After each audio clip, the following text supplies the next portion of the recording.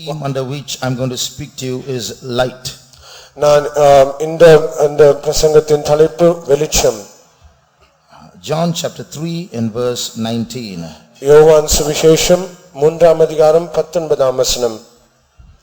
ஒளியானது உலகத்திலே வந்திருந்தும் மனுஷருடைய கிரியைகள் பொல்லாதவைகளாய் இருக்கிறபடியினால் அவர்கள் ஒளியை பார்க்கிலும் இருளை விரும்புகிறதே அந்த ஆக்கினை தீர்ப்புக்கு காரணமாய் இருக்கிறது.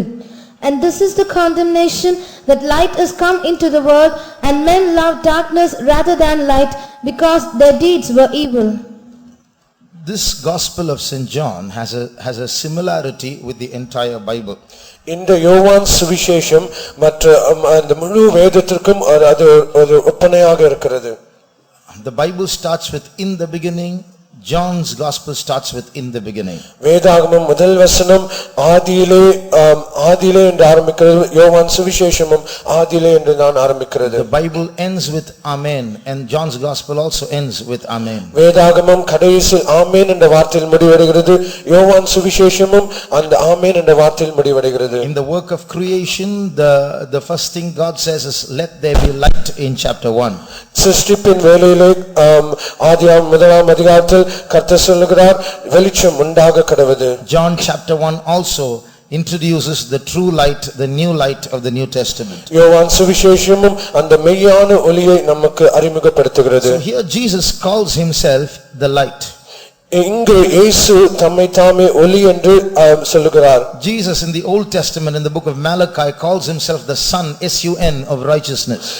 பழைய ஏற்பாட்டு மல்கியான் புத்தகத்தில் இயேசு அவர் நீதியின் சூரியன் என்று அழைக்கப்படுகிறார். Jesus in John chapter 8 and verse 12 said, I am the light of the world. யோவான் சுவிசேஷம் 8ஆம் அதிகாரம் 12ஆம் வசனத்தில் கர்த்தர் நானே அந்த உலகத்தின் ஒளியா இருக்கிறேன் என்று சொல்லுகிறார். Just like the sun shines today, இன்று இந்த சூரியன் நம்மில் பிரகாசிக்கிறது போல Jesus also is shining today in the souls and hearts of people. என்றும் இயேசு கிறிஸ்து மனுஷருடைய இருதயத்திலும் ஆத்மாவிலும் ஒரு ஒளியாக பிரகாசித்துக் கொண்டிருக்கிறார். Keeping light as the basis of our theme today, we are going to see a few things about life itself. இந்த வெளிச்சத்தின் அடிப்படையில் நாம் சில வெளிச்சத்தை குறித்து பல காரியங்களை நாம் படிக்க போகிறோம். Just like the sun is very real and very obvious, nobody can deny the existence of the sun. சூரியனை ஒரு காலம் ஒருவரும் அதை மறுதலிக்க முடியாது, அது ஒரு மெய்ப்பொருளாக இருக்கிறது போல. Although there is a huge group of people who deny the existence of God and deny the existence of Jesus. அநேக ஜனங்கள் இயேசு கிறிஸ்துவை மறுதலிக்கிறதும் அவரை மறுதலிக்கிறதுமான காரியங்கள் இருந்தாலும் that in no way diminishes the existence of Jesus. அது அப்படி இருந்தாலும் இயேசு கிறிஸ்து அவர் இருக்கிறார் என்றுதான் அந்த சத்தியத்தை அவர்கள் ஒரு காலம் மறுக்க முடியாது. One Christian philosopher said, ஒரு கிறிஸ்தவ தத்துவ ஞானி இப்படியாக சொல்லுகிறார், when the sun is shining in midday, மத்திய வேளையில் சூரியன் பிரகாசிக்கிற வேளையிலே, that is he said, some people are denying the existence of God. சிலர் கடவுள் என்றதான காரியத்தை அவர்கள் மறுதலிக்கிறார்கள். They are shouting there is no God. அவர்கள் உரத்த சத்தத்தோடு சொல்கிறார்கள் கடவுள் என்பது இல்லை என்று சொல்லுகிறார்கள். You know what this Christian philosopher said? ஆனால் இந்த கிறிஸ்தவ தத்துவ ஞானி என்ன சொல்கிறார் தெரியுமா? For a human being to scream there is no God, he compared it to something. மனுஷன் இந்த கடவுளை ஏதோ ஒரு காரியத்துக்கு அவன் ஒப்பனையாக சொல்லுகிறான். He says it's like writing darkness on the wall in the afternoon, midday. அவர் சொல்லுகிறார் இந்த மத்தியான வேளையிலே ஒரு சுவரில் ஒரு இருட்டான வேளையிலே மத்தியான வேளையில் இருட்டு என்கிற வார்த்தை எழுதுவதற்கு சமானமா இருக்கிறது. அந்த மத்தியானத்தில் இருட்டு என்றதான அந்த வார்த்தைக்கு இது சமானமா இருக்குது என்று சொல்லுகிறார். By writing darkness on the wall, how dark will the sun become? நாம் இந்த இருட்டு என்றதான வார்த்தை அந்த சுவரில் எழுதும்போது அந்த சூரியன் எவ்வளவு இருளாகும் என்று நாம் சொல்ல முடியுமா? In the same way, no matter how many thousands of people say there is no God, God continues to shine. அதே போல எவ்வளவு ஜனங்கள் எத்தனை முறை கடவுள் இல்லை என்று சொன்னாலும் கர்த்தர் உண்மையாகவே நம்மை பிரகாசித்துக் கொண்டிருக்கிறார். From literal light and from the word of God, we are going to study a few things for our personal growth. இந்த எழுத்தின் பிரகாரமாக இந்த ஒளியும் வேதாகமத்தின் இந்த காரியங்களை குறித்தும் நாம் சில காரியங்களை நாம் படிக்க போகிறோம். First of all, let's read from Ephesians chapter 5 and verse 13. முதலாவதாக எபேசியர் நிருபம் 5ஆம் அதிகாரம் 13ஆம் வசனத்தை படிப்போம். அவைகள் எல்லாம் கடிந்து கொள்ளப்பட்டு வெளிச்சத்தினால் வெளியரங்கமாகும், வெளியரங்கமாக்குகிறதெல்லாம் வெளிச்சமாய் இருக்கிறது. Here it is written, whatsoever makes manifest is light. இங்கே எழுதப்பட்டிருக்கிறது, எவைகள் வெளியரங்கமாக்குகிறதெல்லாம் வெளிச்சமாய் இருக்கிறது. Why does the sun exist? ஏன் சூரியன் இருக்கிறது? Not so that we can look at the sun and smile at it. ஏதோ நாம் அதை பார்த்து சிரிக்க வேண்டும் என்பதற்காக அல்ல. The sun exists because it is by the sun that we can see everything else clearly. சூரியன் இருக்கிறதான காரணம் நாம் அந்த சூரியன் வெளிச்சத்தின் மூலமாக நாம் காரியங்களை பார்க்கும்படியாக இருக்கிறது. If the sun disappears, we all will disappear. இந்த சூரியன் அது மறைந்து போகும் என்றால் நாம் எல்லாரும் மறைந்து போவோம். In the Old Testament, there was a plague called darkness. Of the 10 plagues, the 9th plague was darkness. நாம் பழைய ஏற்பாட்டில் படிக்கும்போது அந்த 10 வாதைகளில் ஒரு வாதை அது இருள் என்று நாம் படிக்கிறோம். The darkness was so thick, so tangible that people could not move from their places for 3 days. They remained where they are. அந்த இருளானது மிகவும் உண்மையானதாக இருந்தது. அது தொடக்கூடிய அளவுக்கு அவ்வளவு இருளாக இருந்தது. அந்த ஜனங்கள் 3 நாள் அளவு அவர்கள் ஒருத்தர் பார்க்க முடியாமல் இருந்தது. But the sun is shining today. That's why we are able to see each other. ஆனால் இந்த சூரியன் நம்ம பிரகாசிக்கிறபடினால நாம் ஒருத்தர் பார்க்க முடிகிறது. In the same way, Jesus is the spiritual sun. அதே போல இயேசு கிறிஸ்து நம்முடைய ஆவிக்குரிய சூரியனாய் இருக்கிறார். Only when he shines, our life, we understand the reality of life itself. அவர் நம்முடைய ஜீவியத்தில் பிரகாசிக்கும்போது நம்முடைய ஜீவியத்தின் அர்த்தத்தை நாம் புரிந்து கொள்ள முடியும். By him only everything else we can see clearly. அவர் மூலமாக நாம் சகலத்தையும் தெளிவாக பார்க்க முடிகிறது. Otherwise, a man walking in darkness can only imagine certain things and he can only feel for things and he will stumble easily. ஆனால் இருளில் நடக்கதான் ஒரு மனுஷன் அவன் சில காரியங்களை அவன் கற்பனை செய்து கொள்ளதான் முடியும், அவனை தொடதான் முடியும், ஆனால் அது அவனை புரிந்து கொள்ள முடியாது. There's a lot of deception and misunderstandings going around. நாம் அறிந்திருக்கபடி பல வஞ்சனைகள் பல தவறான காரியங்கள் நாம் அறிந்திருக்கிறோம். Why is not everyone thinking the same way? ஆனால் ஏன் अनेகர் ஒரே காரியத்தை யோசிக்கிறதில்லை? Why are there so many kinds of philosophies about life? வாழ்க்கை குறித்து பலவிதமான தத்துவங்கள் ஏன் இருக்கிறது? Why are people giving so many varieties of interpretations about God? கடவுளை குறித்து பலவிதமான வியாக்கியானங்களை ஏன் மனிதர் சொல்லுகிறார்கள்? Because there is no light in them. ஏனென்றால் அவர்களுக்குள்ளாக வெளிச்சம் இல்லை. When this light shines like the sun, everything else becomes clear and meaningful. இந்த வெளிச்சமானது சூரியனை போல பிரகாசிக்கும் போது எல்லா காரியமும் தெளிவாக இருக்கிறது. Saint Paul was a very learned Bible scholar. பரிசுத்த பவுல் அவர் மிக படித்ததான வேத நிபுணர். He was brought up in a school that did not teach mathematics and geography. He was brought up in a school that taught the law of the Old Testament. அவர் படித்ததான அந்த பள்ளியில் கணிதமும் மற்ற காரியங்களும் சொல்லப்படவில்லை, ஆனால் வேதத்தை குறித்ததான அவர் அந்த காரியங்களை அவர் படித்திருந்தார். But everything that he understood in the scriptures was very shallow. He misunderstood so many things. ஆனால் அவர் வேதத்தை குறித்ததான படித்ததான எல்லா காரியங்களும் மேல்மட்டமாக இருந்தது ஒழிய அவர் சில காரியங்களை புரிந்து கொள்ள முடியாமல் இருந்தது. You know something, to know who Jesus is, you don't have to study the Old Testament, New Testament. You don't have to study the New Testament. The Old Testament itself is so full of Jesus. நாம் புதிய ஏற்பாட்டை படிக்க தேவையில்லை, ஆனால் இந்த பழைய ஏற்பாட்டு முழுவதும் இயேசுவை குறித்தே சொல்லுகிறது. Whole Old Testament is throwing light on the first coming of Jesus. முழு பழைய ஏற்பாடும் இயேசு கிறிஸ்துவின் முதலாவது வருகை குறித்தே சொல்லுகிறது. Saint Paul knew the whole law, but he did not know Jesus. பரிசுத்த பவுல் இந்த நியாயப்பிரமாணத்தை முற்றிலும் அறிந்திருந்தார், ஆனால் இயேசுவை அவர் அறியவில்லை. One day a light shone on him. ஒரு நாள் அவருடைய ஜீவிதத்தில் வெளிச்சம் பிரகாசித்தது. From that day his whole understanding of the Bible changed. அந்த நாளில் வேதத்தை குறித்ததான அவர் முழு அறிவும் அந்த நாளில் மாறினது. Now he got such a new light that he started writing Revelations, which became 14 books in our Bible. அவர் அப்படிப்பட்டதான அந்த வெளிச்சத்தை பெற்றிருந்தார். அவர் ஏறக்குறைய 14 நிருபங்களை எழுதியிருக்கிறார். So how you have to live, to know how you have to live, you need that light. நீங்கள் எப்படி ஜீவிக்க வேண்டும் என்றதான அந்த காரணத்திற்காக உங்களுக்கு அந்த வெளிச்சம் தேவையா இருக்கிறது. Without Jesus, the most intelligent man in this world is walking in darkness. He is stumbling. Anytime he will fall into a pit. இயேசு கிறிஸ்துவை அல்லாமல் இந்த உலகத்தில் எவ்வளவு ஞானமுள்ளவனாய் இருந்தாலும் அவன் இருளிலே தான் நடக்கிறான். But if a man has Jesus with him, he might be the biggest fool in this world, but he'll reach heaven safely. ஆனால் ஒருவன் இயேசு கிறிஸ்துவை அறிந்திருந்தானால் அவன் இந்த உலகத்தில் எவ்வளவு ஒரு மதினமான மனுஷனாய் இருந்தாலும் அவன் தன்னுடைய ஜீவிதத்தில் அவன் எல்லாவற்றையும் அறிந்திருக்கிறான். That's why in the Proverbs we read, in all thy ways acknowledge him and he will direct thy paths. அதனால் நீதிமொழிகள் வசனத்தை வாசிக்கிறோம், உன்னுடைய வழிகள் எல்லாவற்றிலும் அவரை அறிக்கையிடு, அவர் உன்னுடைய பாதைகளை நடத்துவார். So in all thy ways acknowledge him, he will direct thy paths. உன்னுடைய எல்லா வழிகளிலும் அவரை அறிக்கையிடு, அவர் உன்னுடைய வழிகளை நடத்துவார். That means we have to be under the light of that sun that shines in our minds and our souls.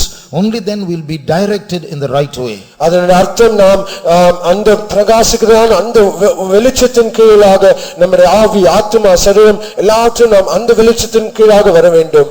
You know, there's a word in English, it's called vulnerable. That means we human beings are we can easily be deceived, we can easily go astray, we can easily get duped, we can easily fall, we can easily fail. That's all we are. ஆங்கிலத்தில் ஒரு வார்த்தை உண்டு, அந்த வார்த்தை நம்முடைய ஜீவிதத்தில் நாம் எளிதாக தாக்கப்படக்கூடியவர்கள், எளிதாக விழக்கூடியவர்கள், எளிதாக வஞ்சிக்கக்கூடியவர்கள் என்று நாம் அறிந்திருக்கிறோம். We are very prone to danger. நாம் இந்த ஆபத்தான சூழலுக்கு நாம் எளிதாக விழக்கூடியவர்களாக இருக்கிறோம். That's why we all need Jesus as the light of life. ஆதலால் நம்முடைய ஜீவிதத்தில் இயேசு கிறிஸ்து நமக்கு ஒளியாக அவர் நமக்கு தேவைப்படுகிறார். Read John chapter 8 and verse 12. யோவான் சுவிசேஷம் 8ஆம் அதிகாரம் 12ஆம் வசனத்தை வாசிப்போம். மறுபடியும் இயேசு ஜனங்களை நோக்கி, நான் உலகத்திற்கு ஒளியாய் இருக்கிறேன், என்னை பின்பற்றுகிறவன் இருளிலே நடவாமல் ஜீவ ஒளியை அடைந்திருப்பான் என்றார். Then spake Jesus again unto them, saying, I am the light of the world. He that followeth me shall not walk in darkness, but shall have the light of life. He will have the light of life. அவன் ஜீவ ஒளியை அடைந்திருப்பான். இயேசு வெளிச்சமா இருந்தாலும் அவர் ஜீவ ஒளி என்று அழைக்கப்படுகிறார். Even though Jesus is light, he is called the light of life. அப்படி என்றால் நம்முடைய வாழ்க்கை வெற்றிகரமாய் இருக்க வேண்டும், முடிக்கப்பட வேண்டும் என்றால் இந்த ஜீவ ஒளி இல்லாமல் அது முடியாது. So that if we need to complete our life victoriously, if we do not have this light, we cannot do it. When I was small, we used to play a game. நான் சிறுவயதா இருக்கும்போது நான் ஒரு விளையாட்டு விளையாடுவேன். It's called dark room. அது ஒரு இருளான அறை. So in a room we will shut out all the lights. ஒரு அறை உண்டு, அந்த அறையில் எல்லா வெளிச்சத்துக்குரியதான எல்லா காரியங்களும் நாங்கள் அடைப்போம். So you can't see each other in the room. அதனால் ஒருவரை ஒருவர் காண முடியாத அளவுக்கு அது இருள் இருக்கும். We'll be about 3-4 of us. 3-4 பேர்கள் இருப்போம். All small children. எல்லாம் சிறுவர்கள் தான். So one boy has to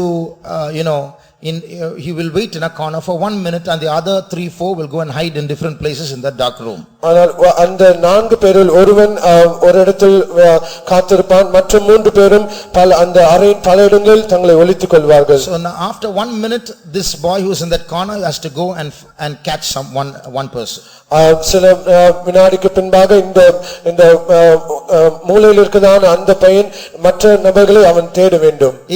He has to hold that person and he has to tell who is that person also. அவன் அந்த பிடித்ததான அந்த பையனை பிடித்துக்கொண்டு அவன் யார் என்று சொல்ல வேண்டும். In the darkness you can catch a human being, you can't find out who that person is. அந்த இருளில் நாம் ஒரு மனுஷனை பிடிக்கலாம், ஆனால் அவன் யார் என்று நாம் அறிந்து கொள்ள முடியாது. Even if you feel the eyes and nose and all, you can guess wrong. நாம் நம்முடைய கண்களையும் நம்முடைய மூக்கையும் பார்த்து நாம் அறிந்து கொள்ள தடவி பார்த்தாலும் நாம் அதை யார் என்று நாம் சொல்ல முடியாது. So one day one boy was the catcher, and he was waiting in a corner, and we all went and hid in different places. ஒரு நாளில் அந்த பிடிக்கிறதான் அந்த பையன் அவன் அந்த மூலையில் இருக்கிறான், நாங்கள் எல்லாம் எங்களை ஒளித்துக் கொண்டிருந்தோம். So after 1 minute he started feeling about everywhere trying to find us. ஒரு நிமிஷம் பிறகாக அந்த பையன் எல்லாவற்றையும் தடவி பார்த்து தேடிக் கொண்டிருந்தான். Finally he caught one person.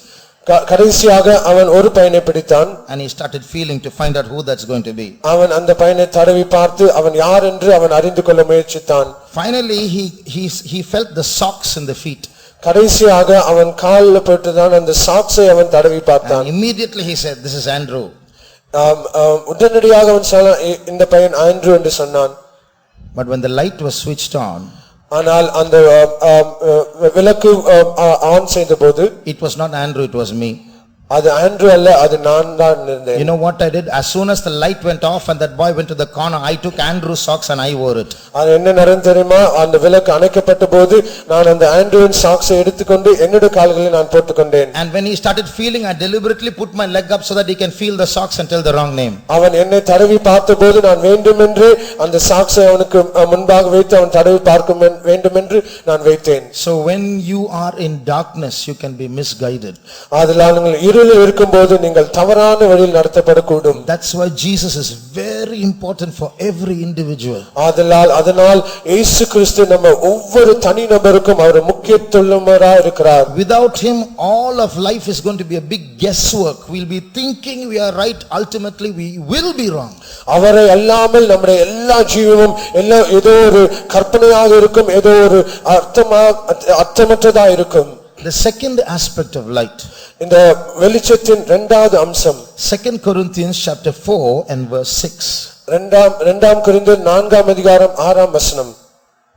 இருளில் இருந்து வெளிச்சத்தை பிரகாசிக்க சொன்ன தேவன் இயேசு கிறிஸ்துவின் முகத்தில் உள்ள தமது மகிமையின் அறிவாகிய ஒளியை தோன்ற பண்ணும் பொருட்டாக எங்கள் இருதயங்களிலே பிரகாசித்தார். For God, who commanded the light to shine out of darkness, had shined in our hearts to give the light of the knowledge of the glory of God in the face of Jesus Christ. அறிவாகிய ஒளி, the light of knowledge. It is the light of knowledge.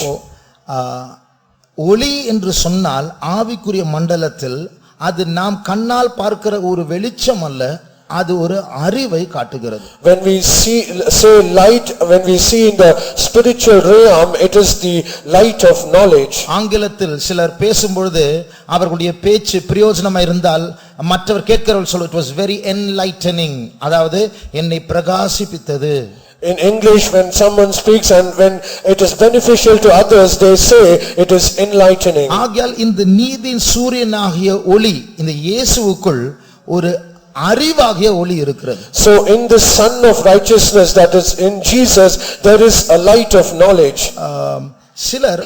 சிலர் பரலோகத்துக்கு போய் வந்திருக்கிறார்கள். Some people have visited heaven and come back. இந்த பரலோகத்துக்கு போய் வந்தவர்களுடைய ஆயிரக்கணக்கான சாட்சிகளை சில நிர்வாகங்கள் சேர்த்து வைத்திருக்கிறது. And many organizations, they have gathered all these testimonies of around 1000 testimonies. அவர்கள் அந்த பரலோகத்திற்கு, அதாவது மரணத்தினுடைய விளிம்பில் இருந்து அவருடைய ஆவி ஆத்மா அவர்களை விட்டு பிரிந்து அவர்கள் பரலோகத்துக்கு போய் சில அனுபவங்களை அனுபவித்து திரும்பி வந்திருக்கிறார்கள். They were at the brim of death and the spirit departed from their body and they visited heaven and they have come back.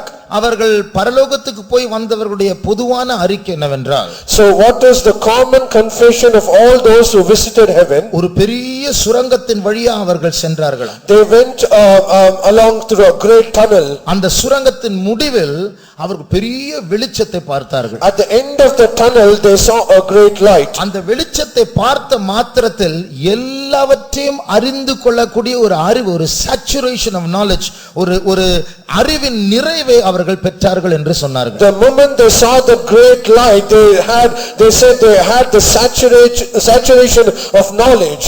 இதுபோல இயேசுவோடு நாம் பழகும்போது, அந்த நீதியின் சூரியனோடு பழகும்போது நம்முடைய அறிவு வித்தியாசமா இருக்கும். So also when we communicate with the Son of righteousness, when we will have that light of knowledge. இயேசுவை கண்ணால பார்த்தவங்க எல்லாம் கை தூக்குங்க. இந்த கண்ணால இயேசுவை பார்த்தவங்க. All those who saw Jesus with this physical eyes, lift up their hands. பாருங்க 3 4 5 பேர் தான், மத்த யாரும் பார்த்ததே இல்லை.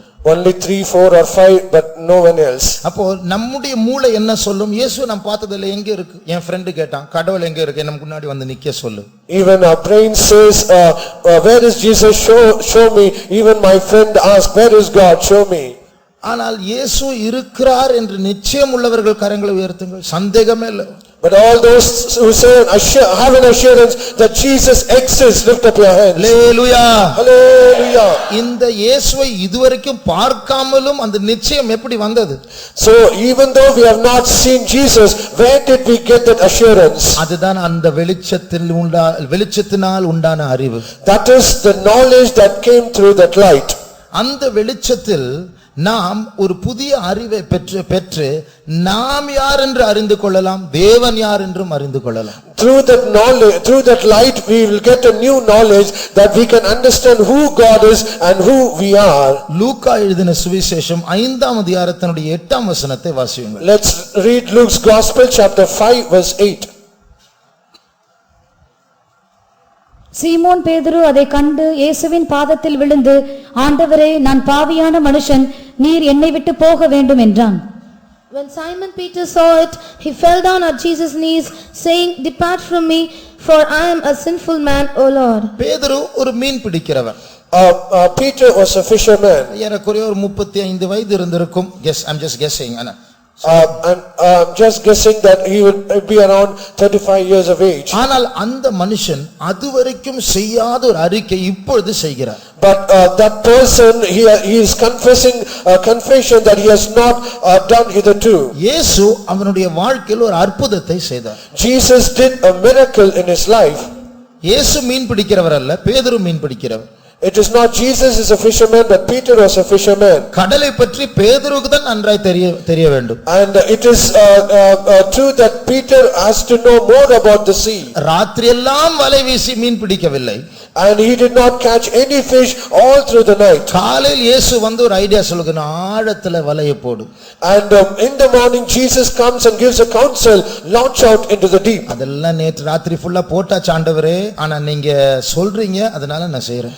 And Simon Peter says, Oh Lord, we have done everything in the night, but because you are saying, we will launch out. ஆனால் அதை செய்தபோது அதிசயமாக வலையே கிழிக்கப்படத்தக்கதாக எத்தனையோ மீன்களை பிடித்தார். But when they did as Jesus said, they caught multitude of fish, even the net was about to break. அப்பொழுது பேதுருக்கு ஒரு அறிவு வந்தது. Then Peter had a knowledge. அந்த அறிவில் ஒரு வெளிச்சம் இருந்தது.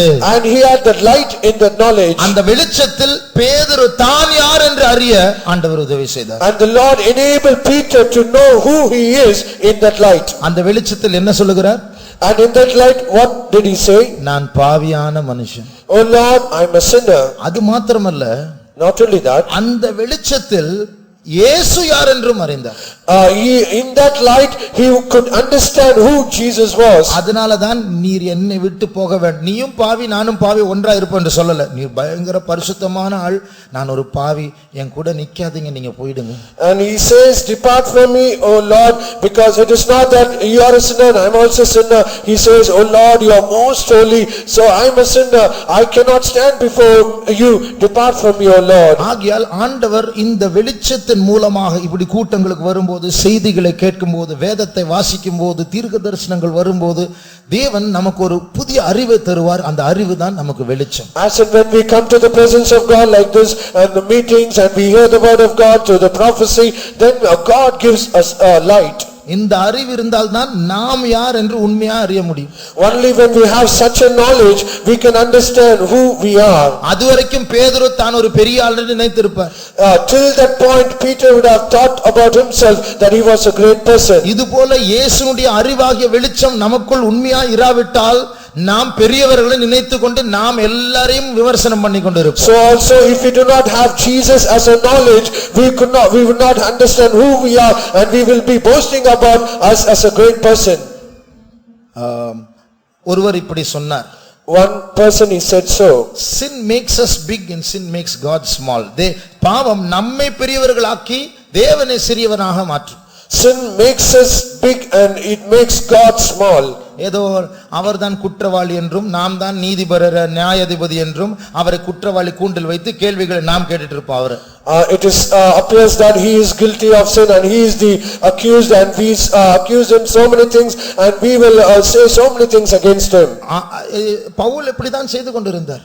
Even Saint Paul also did so. அந்த வெளிச்சம் வீசின உடனே அவருடைய அறிவு மாறிவிட்டது. But the moment that light shone upon him, his knowledge was changed. தேவன் யார் என்று அறிய வேண்டும் என்றால் அந்த வெளிச்சம் வீச வேண்டும்.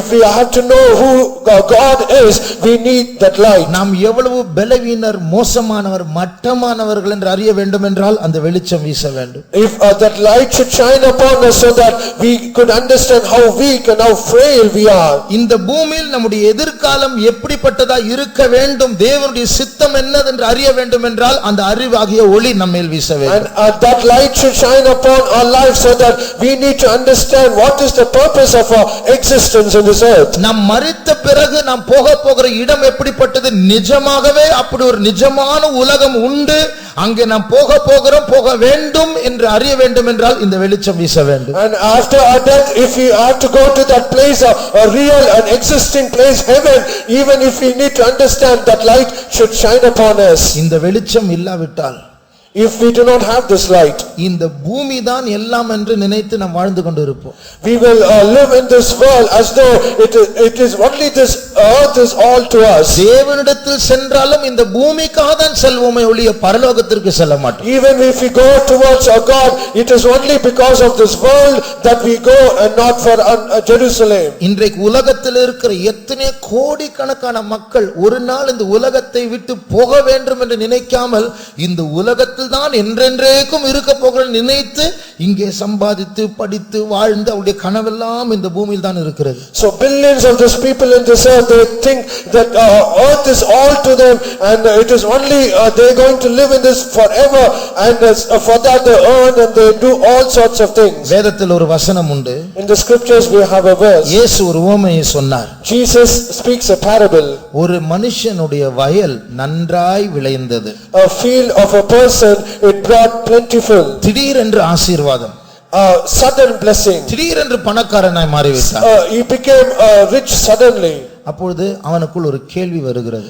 At that time he had a question within himself. நான் என்ன செய்ய வேண்டும்? What should I do? அதை கேட்ட உடனே பதிலும் வருகிறது. The moment that he asked, he got the answer immediately. நான் இப்படி செய்வேன். I'm going to do so. அந்த அர்த்தம் என்ன தெரியுமா? What is the meaning? ஆண்டவர் நமக்கு சில நேரத்துல பணம் கொடுக்காம இருக்கிறது ஆசீர்வாதம். Sometimes God not giving money, that itself is a blessing. நல்ல வேளை நிறைய பணம் சீக்கிரமா கிடைச்ச உடனே மைண்ட் யோசிக்க, நான் என்ன செய்ய வேண்டும் யோசிக்க ஆரம்பிக்கும். ஐடியாவும் வரும், இப்படி செய்யலாம். If we get all money, good job and so much of money with us, we will say what I am going to do, and even that idea also will come immediately. அந்த மனுஷனுக்கு idea வந்தது, அது தேவனிடத்திலிருந்து வந்த idea இல்ல, தன்னுடைய இருதயத்திலிருந்து வந்த idea. That idea that came to that man, it is not from God, it came from his own heart. அந்த பணம் வந்த உடனே ஐடியா வந்தது, நான் இப்படி செய்வேன் என்றெல்லாம் அவன் பெரிய ஒரு திட்டத்தை போட்டான். The moment the money came to him, idea also came, and he said, I will do so and so things. அந்த ஐடியாவை போட்டு அன்றைக்கு ராத்திரியே பரலோகத்தில் ஒரு சத்தம், மதிகேடனே. The moment that idea came, that same night a voice from heaven came unto him, thou fool. அதனால இந்த பரலோகத்தின் வெளிச்சம் நம்முடைய மைண்டில் வீசாவிட்டால் இந்த மதிகேடனை போல தான் வாழ்ந்து மாண்டு போவோம். So if the light of heaven does not shine upon us, we will live like this fool and die. ஆகையால் கர்த்தருடைய அறிவாகிய ஒளிதான் நம்மை நடத்த வேண்டும். So the light of the knowledge of God, it should only lead us. ஒரு நாள் ஒரு சாட்சியை நான் கேட்டேன். Once I happened to hear a testimony. வெளிநாட்டுல ஒரு பாஸ்டர், a pastor abroad, அவருக்கு ஒரு செக் கிடைத்தது. he received a check. அந்த செக்ல பார்த்தா $10 லட்சம் காணிக்கையா ஒருத்தர் கொடுக்கிறார். And he had 10 lakhs of dollars as an offering. அப்போ அத பார்த்த உடனே அந்த பாஸ்டர் என்ன சொன்னா தெரியுமா? The moment the pastor saw it, what did he say? இப்போ என்னுடைய சர்ச்சில் எந்த பில்டிங் ப்ராஜெக்ட் எந்த ப்ராஜெக்ட்டுக்கு இல்ல, அதனால தயவு செய்து இந்த காணிக்கை என்கிட்ட எனக்கு தேவையில்லைன்னு திருப்பி கொடுத்துட்டார். And immediately he said, now as of now I do not have any project to build a building for the faith home, so I do not need this money now, please take it back. அவருக்கு தேவனுடைய வெளிச்சம் இருந்ததனால தான் அப்படி செய்தார். இல்லனா ஆண்டவரே இந்த செக்கை ஆசீர்வதியும் உம்முடைய பிள்ளையை நீர் பல மடங்கு ஆசீர்வதியும் பெருக பண்ணுன்னு சொல்லிட்டு பாக்கெட்ல வச்சிட்டு நான் என்ன செய்வேன் நான் இப்படி செய்வேன் சொல்லிட்டு பாஸ்டரே கேட்டு போயிருப்பார். Because he had the light of heaven shining upon us, he was able to do that. If he did not have that, he would have said, oh Lord, bless this person, bless them abundantly, and he would have thought I should do like this and that. இப்போ எங்களுக்கும் ஊழியர்களாக எங்களுக்கும் பெரிய amount வந்தா எங்க centre pastor தான் கொடுக்கணும், நாங்க வைக்க முடியாது.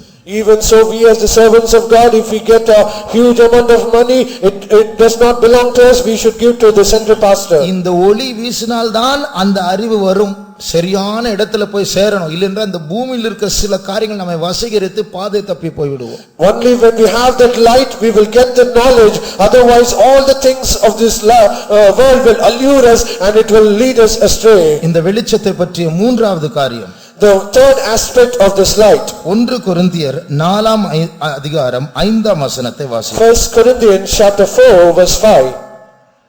ஆனதால் கர்த்தர் வருமளவும் நீங்கள் காலத்துக்கு முன்னே யாதொன்றை குறித்தும் தீர்ப்பு சொல்லாதிருங்கள். இருளில் மறைந்திருக்கிறவர்களை அவர் வெளியரங்கமாக்கி இருதயங்களின் யோசனைகளையும் வெளிப்படுத்துவார். அப்பொழுது அவனவனுக்குரிய புகழ்ச்சி தேவனால் உண்டாகும். Therefore judge nothing before the time until the Lord come, who both will bring to light the hidden things of darkness and will make manifest the counsels of their hearts, and then shall every man have praise of God. சூரிய வெளிச்சம் பிரகாசிக்கிறது, அதனுடைய வெளிச்சத்தில் எல்லாவற்றையும் காண்கிறோம்.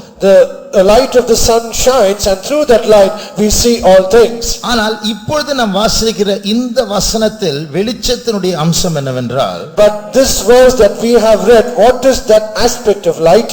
it will expose, அதாவது மறைக்கப்பட்ட சில காரியங்களை அது வெளியாக்குகிறதான தன்மையுடையதா இருக்கிறது. It will expose or manifest the things of darkness. ஒரு இருட்டுல ஒரு டார்ச் வச்சு தேடினா எப்படி இருக்கும், அது போல வெளிச்சம் இருளில் இருக்கிற சில ரகசியங்களை வெளிப்படுத்தும். As things are seen when we hold the torch and see the hidden things, so also the hidden things of darkness is being exposed. நம் எல்லாருக்குள் ரகசியமான காரியங்கள் இருக்கு. In each and every one of us there are things that are secret. அது யாருக்கும் தெரியாது. No one will not know that. நமக்கு தெரியும், ஆண்டவருக்கு தெரியும், ஒருவேளை பிசாசுக்கு தெரியும். We will know that, God will know that, perhaps Satan also might know that. அப்ப மறைக்கப்பட்ட பாவங்கள், மறைவான பாவங்கள், ரகசிய பாவங்கள் என்று சொன்னால் மூன்று விதமான பாவங்கள் உண்டு. When we say hidden sins or secret sins, there are three types of sins. ஒன்று, நாம் சில பாவங்களை செய்வோம் ஆனால் அது பாவம் என்று நமக்கு தெரியாது. One is that we might do that sin but we might not have know that it is a sin. அது நமக்கு மறைக்கப்பட்டது, பாவம் என்றே தெரியாம அறியாமையினால் செய்து கொண்டிருக்கிறோம். And we did that sin ignorantly and knowing that it is a sin. இரண்டாவது, secondly, எத்தனையோ நாட்களுக்கு முன்பாக நாம் ஒரு பாவத்தை செய்திருப்போம், இப்போது அதை மறந்து விட்டோம். So many years we might have done that sin, now we might have forgotten that. அதை அறிக்கை செய்யாமல் பெண்டிங்கில் இருக்கிறது. And we might not have confessed that and it is on pending. மூன்றாவது, thirdly, நமக்கு தெரிந்து மறைத்து வைக்கிற பாவங்கள், knowing that it is a sin and we are hiding that sin. அப்போ ஆண்டவர் இந்த மூன்று பாவங்களையும் ரகசிய பாவங்கள் என்றதான அந்த பட்டியலில் வைக்கிறார். The Lord brings all these three types of sin under the list of secret sins. இந்த பாவங்களை ஆண்டவர் நியாய தீர்ப்பில் கொண்டு வருவதற்கு முன்பாக ஆண்டவர் இதை எக்ஸ்போஸ் பண்ணுவார். அதை டார்ச் வச்சு வீசுகிறது போல, இது தப்பு, நீ செய்யாதே என்று அவர் வசனங்கள் மூலமாய், தீர்க்க தரிசனங்கள் மூலமாய் அவ்வப்போது அவர் பேசுவார். Because before the Lord brings all these sins into judgment, he will expose it and through his words, through his prophecies and through the message, so that it might manifest itself like the torch in the darkness. இந்த மறைக்கப்பட்ட, நமக்குள்ள மறைக்கப்பட்ட, மனசுல மறந்து போன காரியங்கள், இவைகளை வெளியே கொண்டு வரும்படியா, இது தவறு என்று நம்மை ஞாபகப்படுத்தும்படியாக அவர் நமக்கு வெளிச்சத்தை வீசுவார். To bring that into remembrance that it is wrong, it is a fault, it is a sin, the Lord will give often this light unto us.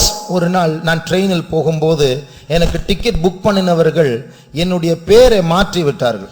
Once I was about to travel in a train and people who booked my ticket, they changed my name. TT வரும்போது அவர் கேட்டான் பேர் என்ன? When the TT came, he asked my name. நான் டிக்கெட்ல இருக்கிற பேரை சொன்னேன், என் பேரை சொல்லல. நான் I told that name on my ticket, not my original name. அதை சொல்லி மறந்து விட்டேன். And I told that name and I forgot about that. ஒரு மாதம் கழித்து After 1 month, அந்த பொய்யாக நான் சொன்ன அந்த பேர் அது ஒரு வினோதமான பேர், அது யாருக்கும் இருக்காது, எப்படியோ தப்பா டைப் அடிச்சிட்டாங்க. நான் அதை சொல்லிட்டேன், அது என்னுடைய அந்நிய பாஷையில் வந்தது. And this name that I have told as a lie, that is a strange name, that name came to me as the unknown tongue. அந்த அந்நிய பாஷை வந்தபோது உடனே ஆண்டவர் போன மாசம் நீ இந்த பேரை சொல்லி போய் சொன்னாயே என்று ஞாபகப்படுத்தினார். And the moment that I spoke as an unknown tongue, the Lord reminded me, you spoke this as a lie on that day. இது போல இந்த பொய், இந்த ரகசியமான காரியங்கள், நாம் தவறா என்று மறந்த காரியங்கள் நியாய தீர்ப்பில் கொண்டு வருவதற்கு முன்பாக ஆண்டவர் சில வாய்ப்புகளை தருவார். அதுதான் அந்த வெளிச்சம். So likewise the Lord would bring into remembrance all those things that we might have forgotten, and before that judgment he will bring all these things into light, that is through his word. முதலாவது நாமே உணர்ந்து அது அறிக்கையிட அவர் நம்மை ஊக்குவிக்கிறார். Firstly, he enables and encourages us that we understand ourselves and confess it. ஒருவேளை நாம் மறந்து போயிருந்தால், இல்லை என்றால் நாம் மறைத்து வைக்கிறோம் என்றால், இல்லை என்றால் அறியாமையினால் செய்து கொண்டிருக்கிறோம் என்றால் அவர் அதை வெளியே கொண்டு வருவார். இது தவறு என்று யார் மூலமாகவோ ஒரு சாட்சியின் மூலமாகவோ வசனத்தை வாசிக்கும் போது அவர் சுட்டி காட்டுவார். Or in other words, he will if we do that sin without knowledge, ignorantly and without any thing, then he brings that light, that fault into exposes that sin into light through words or through prophecies or through other people. இல்லை என்றால் ஒரு சோதனையின் மூலமாய் நம்மை அடித்தும் உணர்த்துவார். Or in other thing he will smite us with any trials and make us to understand. வாசிங்க 1 கொரிந்தியர் 11ஆம் அதிகாரம். Let us read 1 Corinthians chapter 11. 31ஆம் 32ஆம் வசனங்களை வாசிங்க. Let's read verse 31 and 32. நம்மை நாமே நிதானித்து அறிந்தால் நாம் நியாயந்தீர்க்கப்படும் போது உலகத்தோடு ஆக்கினைக்குள்ளாக தீர்க்கப்படாதபடிக்கு கர்த்தராலே சிட்சிக்கப்படுகிறோம். For if we would judge ourselves, we should not be judged, but when we are judged, we are chastened of the Lord, that we should not be condemned with the world. நான் சொன்னதான இந்த 3 ஸ்டேஜை இந்த வசனத்தில் வாசிக்கிறோம். We read in this verse about the 3 stages. ஒன்று, நாம் நம்மை நிதானித்து அறிய வேண்டும். Firstly, we should judge ourselves. அதுதான் நாமே உணர்ந்து பாவங்களை அறிக்கை பண்ண வேண்டும். That is that we understand and confess us that we are sinners. இரண்டாவது, அறிக்கையிடக்கூடிய பக்குவம் இல்லை, பயமா இருக்கு, இல்லை என்றால் அதை மறந்து போய்விட்டோம், இல்லை என்றால் செய்த தவறை நியாயம் பேசிக் கொண்டு இருக்கிறோம், நீதிகரிக்கிறோம், சாக்கு போக்கு சொல்லுகிறோம் என்றால். Secondly, if we are not mature enough to confess that sin and we fear about that and we try to justify that sin, ஆண்டவர் நம்மை சிட்சிப்பார் என்று சொல்லப்பட்டிருக்கிறது. it is said the Lord will chastise us. அந்த சிட்சை என்று சொல்வது நாம் பெரிய சோதனை என்று சொல்லலாம், ஆனால் இது உண்மையாகவே வெளிச்சம் தான். மறைக்கப்பட்ட ஒரு காரியத்தை நமக்கு வெளியே கொண்டு வந்து அறிக்கை பண்ணு என்று தூண்டி விடுகிற வெளிச்சம். That we might say this chastisement is a great trial, but in the real sense it is the light, so that it might say that we are sinners, that we need to confess it. அந்த நேரத்திலும் பெருமையோடு பிடிவாதத்தோடு நாம் நியாயம் பேசினால், even at that instance, if we with haughtiness if we try to justify our sin, இந்த வசனம் சொல்லுகிறது முழு உலகம் நியாய தீர்க்கப்பட போகிறது. this verse says that whole world will be condemned. அறிக்கையும் பண்ணல, சிட்சிக்கப்படும் பொழுதும் ஏற்றுக்கொள்ளல, ஆண்டவர் அந்த உலகத்தோடு நியாயம் தீர்க்கப்படக்கூடிய உலகத்தோடு நம்மை ஒதுக்கி வைப்பார். We do not confess ourselves even after his chastisement. We do not confess, but the end the Lord will judge us, condemn ourselves along with the world.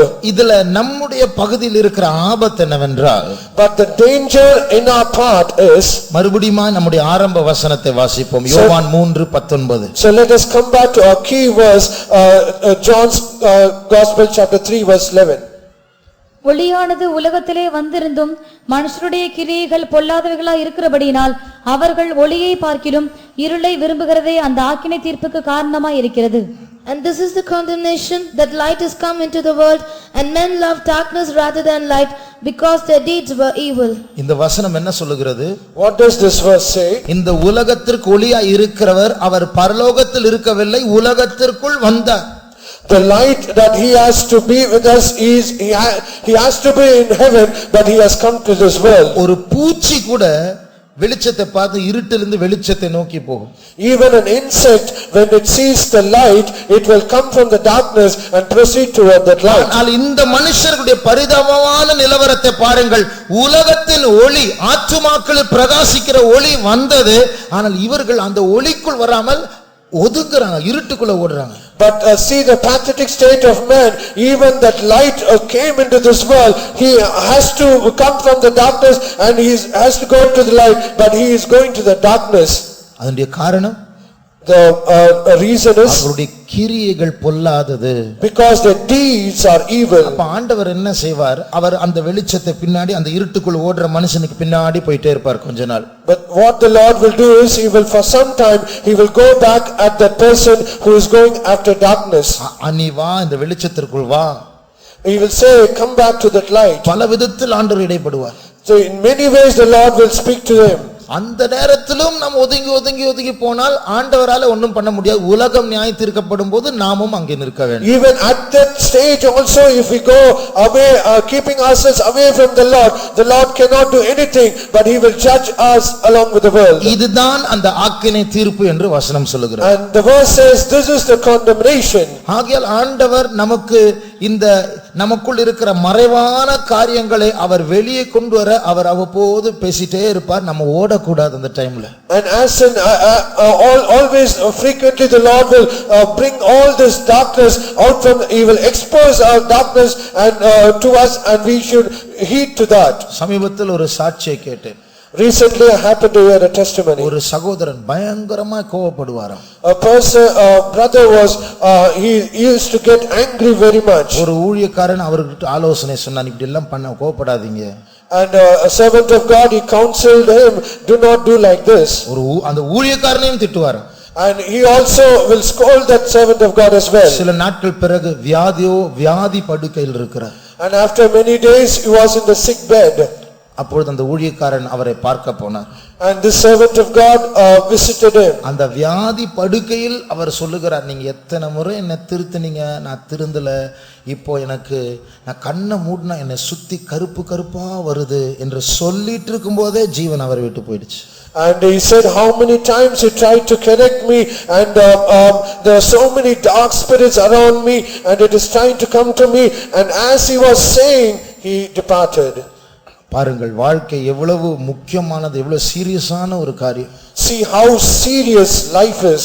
ஆண்டவர் நம்முடைய பாவங்களை எடுத்து நம்முடைய கையில கொடுத்து இது தவறு என்று சொல்லும்போது நாம் தாழ்த்த வேண்டும். So when the Lord takes the sin out of us and gives to our hands and say it is sin, it is wrong, immediately we should confess, humble ourselves and confess. இந்த வெளிச்சத்தினுடைய நாலாவது தன்மை, the fourth aspect of this light. 1 பேதுரு 2ஆம் அதிகாரம் 9ஆம் வசனத்தை வாசியுங்கள். 1 Peter chapter 2 verse 9. நீங்களும் உங்களை அந்தகாரத்தில் நின்று தம்முடைய ஆச்சரியமான ஒளியினிடத்திற்கு வரவழைத்தவருடைய புண்ணியங்களை அறிவிக்கும்படிக்கு தெரிந்து கொள்ளப்பட்ட சந்ததியாயும் ராஜரீகமான ஆசாரிய கூட்டமாயும் பரிசுத்த ஜாதியாயும் அவருக்கு சொந்தமான ஜனமாயும் இருக்கிறீர்கள். But ye are a chosen generation, a royal priesthood, and holy nation, peculiar people, that ye should show forth the praises of him who hath called you out of darkness into his marvelous light. இந்த ஆவிக்குரிய ஒளி ஆச்சரியமான ஒளி என்று அழைக்கப்படுகிறது. This spiritual light, it is called a marvelous light. எழுத்தின் பிரகாரமான நாம் இப்பொழுது கண்ணால் பார்க்கிற அந்த ஒளியே அதுவே ஒரு ஆச்சரியமான ஒளிதான். The literal light that we see with our own eyes, that itself is a wonderful thing.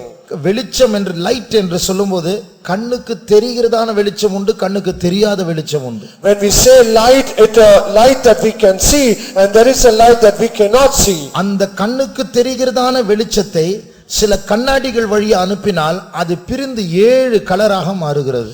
And when we bring that light that we could see and pass through a mirror, then it disperses itself as a spectrum. வெளிச்சம் 3 லட்சம் kilometre, ஒரு நொடியில் 3 லட்சம் kilometre போகும் வெளிச்சம். Light travels at the speed of 3 lakh kilometers per hour. அப்போ இந்த வெளிச்சத்தினுடைய தன்மை, இன்றைக்கும் இந்த வெளிச்சம் ஒளியினுடைய சில தன்மைகளை பார்த்து விஞ்ஞானிகளுக்கும் பதில் சொல்ல முடியவில்லை. And when even the scientists, when they see the aspects and the wonders of the light, even they themselves are not able to explain it. ஆகையால் இந்த ஒளியே ஒரு ஆச்சரியமான ஒளிதான். So even if this light itself is a marvelous light, அதை விட நான் இப்பொழுது பேசுகிற இந்த மெய்யான ஒளி, இந்த உலகத்தின் ஒளி, இயேசுவாகிய ஒளி, அவர் ஆச்சரியமான ஒளியா இருக்கிறார். And the light that I speak, the light of the whole world, Jesus the light, and he is the true light, he is a marvelous light. இப்பொழுது கூட நம்முடைய பிரதமர் அவர் சில இந்தியாவில் இருக்கிற சில பட்டணங்களை ஸ்மார்ட் சிட்டியாய் மாற்ற வேண்டும், எல்லாம் கம்ப்யூட்டரைஸ்ட் என்று அவர் திட்டமிட்டிருக்கிறார். Even our prime minister, he has also a plan so that he might change all the cities of India as a smart city. Everything is computerized. அப்படி என்றால் நிறைய காரியங்கள் ஆட்டோமேட்டிக்கா நடக்கும். If that be so, many things will be automated. Driver இல்லாமல் ஓடுகிற car கண்டுபிடிச்சிருக்காங்க. And they also discovered a car, invented a car so that it can run without a driver. இதை விட இந்த ஆச்சரியமான ஒளியின் கீழ் வருகிறவர்கள் ஆச்சரியமாய் நடத்தப்படுவார்கள். And more than that, all those people who come under this marvelous light, they will be led marvelously. இஸ்ரவேல் ஜனங்கள் 40 வருஷம் வனாந்தரத்தில் தான் நடந்தார்கள். The children of Israel, they walked in the wilderness for 40 years. ஆனால் அவர்கள் நடத்தப்பட்டது ஆச்சரியமான காரியம். It is something, a miracle that they were led. வனாந்தரத்தில் தண்ணீர் கிடைக்காது, ஆனால் இவர்களுக்கு தண்ணீர் ஆறாய் ஓடும். In the wilderness, it is usual that we do not get water, but water was flowing as a river to them. வனாந்தரத்தில் ஆகாரம் கிடைக்காது, ஆனால் இவர்களுக்கு டெய்லி காலையில எங்கேந்தோ ஒரு ஆகாரம் வந்து விடுகிறது. In the wilderness, there would be no food, but every day there was a food from heaven. அவர்களுடைய செருப்பு தேய்ந்து போகவில்லை. Their sandals was not spoiled. அவருடைய வஸ்திரம் கிழியவில்லை. Their garments were not torn. அது ஒரு ஆச்சரியமான காரியம். It is a wonderful thing. நீங்களே யோசிச்சு பாரு, 40 வருஷம் இந்த 10 வயசு பிள்ளைங்கள்லாம் 50 வயசு பிள்ளைங்களா மாறிடுவாங்க. Consider for 40 years, all these children for 10 years, they will be changed as 50 years. அதே Dress போட முடியுமா 50 வயசானா? Can they wear the same dress when they are 50 years? ரொம்ப பத்திரமா வச்சாலும் size மாறும்ல. How much ever they could preserve it, the size will differ. ஆனா பைபிள்ல சொல்லிருக்கு அவருடைய வஸ்திரம் கிழியவில்லை. But the scripture says the garments was not spoiled. அதனுடைய அர்த்தம் என்னவென்றால் இவர்கள் வளர வளர வஸ்திரம் கூடவே வளர்ந்து வந்தது. The meaning is as they grew, even the garments also grew along with them. அதுபோல நம்முடைய வாழ்க்கையும் ஆச்சரியமான வாழ்க்கை. Even so, our life is also wonderful. ஆண்டவர் நமக்கு தூதர்களை வைத்திருக்கிறார். நமக்கு அவருடைய தேவை, அன்றாட தேவைகளை அவர் சந்திக்கிறார். The Lord has kept us angels and they meet our everyday essentials. ஒரு கிறிஸ்தவனுடைய வாழ்க்கை என்று சொன்னால் ஒவ்வொரு நாளும் சொல்வதற்கு சாட்சி இருக்க வேண்டும். ஒவ்வொரு நாளும் அதிசயங்கள் நடக்க வேண்டும். When we say a Christian life, every day he has his testimony and he has something to share about Jesus. ஒவ்வொரு நாளும் ஆண்டவருடைய வாழ்க்கையில் அதிசயங்களை செய்து கொண்டிருக்கிறார். Every day the Lord is doing a miracle or a wonderful thing in his life. ஒவ்வொரு நாளும் பல தேவைகள் உண்டு, ஆனால் எங்கே இருந்தோ கர்த்தர் ஒவ்வொரு நாளும் தேவைகளை சந்திக்கிறார். Every day there is a need for him and every day the Lord meets him from somewhere. இஸ்ரவேல் ஜனங்களை ஆச்சரியமாய் நடத்தின தேவன் நம்மையும் இந்த ஆச்சரியமான ஒளிக்குள் வந்திருக்கிறார். The Lord who led the children of Israel wonderfully, he has also led us to in this marvelous light. ஒரு சில வருஷங்களுக்கு முன்பாக ஒரு மந்திரவாதியுடைய சாட்சியை நான் கேட்டேன். Few years ago I happened to hear a testimony of a magician. அவர் பாரம்பரியமா அவருடைய பாட்டி கூட மந்திரவாதியா. Throughout his generation, even his grandmother also was a magician. இவரும் மந்திரவாதி. And he also was a magician. இவரை ஆண்டவர் சந்திக்க ஆரம்பிச்சார். The Lord started to visit him. ஒரு ராத்திரி ஒரு சொப்பனத்தை அவர் கண்டார். One night he happened to dream a dream. காலையில் 3:30 மணிக்கு அந்த சொப்பனத்தை காண்கிறார். He dreamt at early 3 a.m. early morning. அவரும் மனைவியும் பிள்ளைகளும் ஒரு இடத்தில் ஒரு ரோட்டில் நின்று கொண்டிருக்கிறார்கள். He along with his wife and children, they were standing in a road. ஒரு ஹெலிகாப்டர் பறந்து அவர்களை தாண்டி பின்னாடியிலிருந்து அவர்களை பார்த்து சுடுகிறது. A helicopter happened to hover along them, and from the rear part of the helicopter it appeared that it was speaking to them. அந்த அவர்களை சுடுகிறது, shooting at them. And it is shooting at them. இவர்கள் அந்த ஹெலிகாப்டரிலிருந்து மறையும்படியாக தெரு தெருவாய் அவர்கள் ஓடிக்கொண்டே இருக்கிறார்கள். They try to hide themselves so that they might not be hit with the shooting of that helicopter. கடைசியா ஒரு ரோட்டுக்குள் வந்தார்கள். Finally they came to a road. எல்லாரும் ஓடிக்கொண்டிருக்கும்போது ரைட் சைடுல காடா இருக்கிறது, ரோட்டினுடைய லெஃப்ட் சைடுல வீடுகளா இருக்கிறது. They came to a road where on the right side they were all jungle and the left side they were houses. இவர்கள் ஓட இந்த ஹெலிகாப்டர் இறங்கி அந்த காட்டுக்குள் இறங்கினது. And as they were running, this helicopter descended upon the jungle. 3 பேர் இறங்கினார்கள் ஹெலிகாப்டர்ல இருந்து. And 3 persons they came out of that helicopter. 2 பேர் ரொம்ப கருப்பா இருக்கிறாங்க. 2 people were dark. அதுல ஒரு லேடி சிவப்பு Dress போட்டிருக்காங்க. And one lady she was attired in red dress. 3 பேர் இந்த குடும்பத்தை துரத்துறாங்க. And these 3 people they chased this family. என்ன பண்ணனும் தெரியுமா? எந்த வீடு லெஃப்ட் சைடுல இருந்து அதுக்குள்ள நுழைஞ்சிட்டாங்க. And what did they do is they entered into a house which was on the left side. உள்ள ஓடி போனா அது வீடு இல்ல, அது ஒரு search. And when they entered, it was not a house, that happened to be a church. அங்க ஒரு ஜெபம் நடந்துட்டு இருக்கு. And there was a prayer going on. எல்லாரும் அபிஷேகத்துல நிரம்பிட்டு இருக்காங்க. Everyone was filled with the anointing. இவங்க அவர்கள் மத்தியில போய் உட்கார்ந்துட்டாங்க. And they seated themselves among them. துரத்தி வந்த 3 பேர் வாசல்ல நின்று, ஐயோ ஏமாந்து போய்ட்டோமே, அவர் உள்ள போயிட்டாரே, எங்களால போக முடியாது, இனி ஒண்ணும் பண்ண முடியாது என்று சொல்லி வந்து விட்டார்கள். And all those 3 people who chased this family, they said, oh, we have been cheated, we cannot enter into that room. And they saying so, they left that place. அதுதான் நான் ஆச்சரியமான ஒளி. பிரியமானவர்களே, beloved, that is the marvelous light. என்ன நடந்தது தெரியுமா? What really happened is, சில நாட்கள் பிறகு after so many days, அவர் நம்முடைய செம்பாக்கம் சபைக்கு வந்தார். and he happened to visit Sembakam Faith Home. செம்பாக்கு போனவங்களுக்கு தெரியும், ஒரு சைடு காடு ஒரு சைடு வீடு.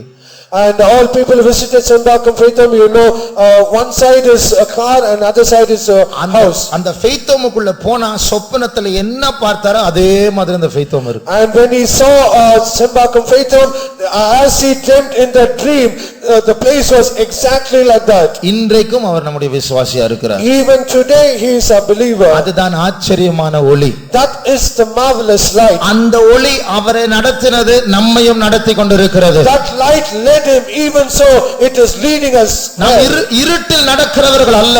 We are not a people who walk in darkness. ஒரு முறை ஒரு அம்மா, ஒரு வயசான தாய் சாட்சி சொன்னார்கள். Once a old mother, she testified. பயங்கரமான ஒரு மழை நேரத்துல அவர்கள் வீட்டுக்கு வெளியே இருந்தார்கள். எல்லா கரண்ட் ஆஃப் ஆயிடுச்சு. எப்படி நடக்க வேண்டும் என்று தெரியாது. On the very rainy day, there was raining and she was outside the house and even the electricity was off. ஆனால் அவர்கள் சொன்ன காரியம் என்னவென்றால், என்னை மின்னல் அடித்து அடித்து அடித்து என்னை வீட்டுக்கு நடத்தினது. And she said, testified, the lightning it happened, shone before me and it led me to my house. ஒரு நாள் ஒரு பாஸ்டர் இப்படி சொன்னார். Once a pastor said so. அவருக்கு ஏறக்குறைய 85 வயது. And he is about 85 years of age. ஒரு கூட்டத்தை நடத்தி பஸ்ல திரும்பி வரும்போது பஸ்ல தூங்கி விட்டார். He conducted a prayer meeting and he traveled in a bus and he slept in that bus. அவர் தூங்கி இறங்க வேண்டிய பஸ் ஸ்டாண்டை தாண்டி டெர்மினஸ்ல conductor எழுப்புறார், எழும்புங்க. And he missed his bus stop and finally the terminus came and the conductor he woke him up. அவர் இறங்கும்போது பயங்கர மழை.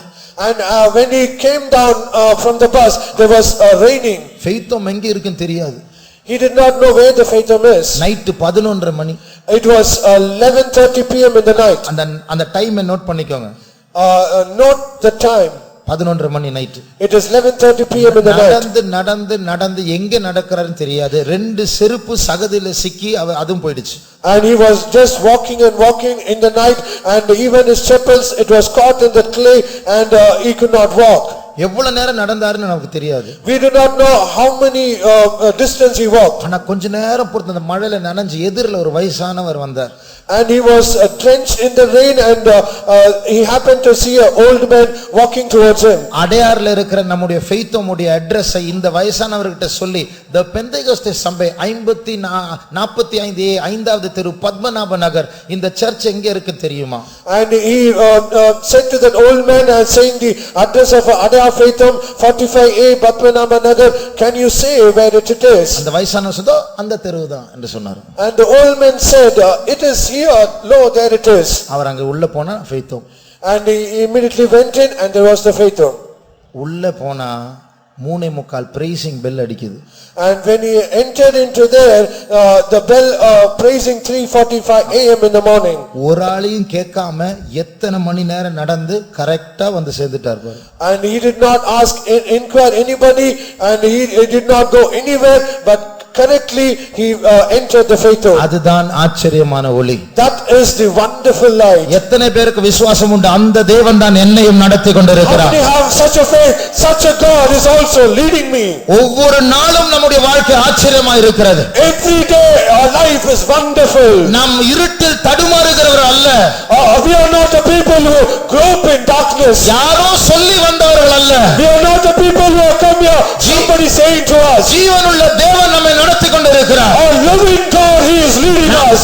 ஆகாயத்தில் guess பண்ணி சிலம்பம் பண்ணுகிற நிச்சயம் உள்ளவர்களாய் ஓடிக்கொண்டிருக்கிறோம். We are going that we have an assurance that we are running this life. Hallelujah. Hallelujah. ஐந்தாவது காரியம்.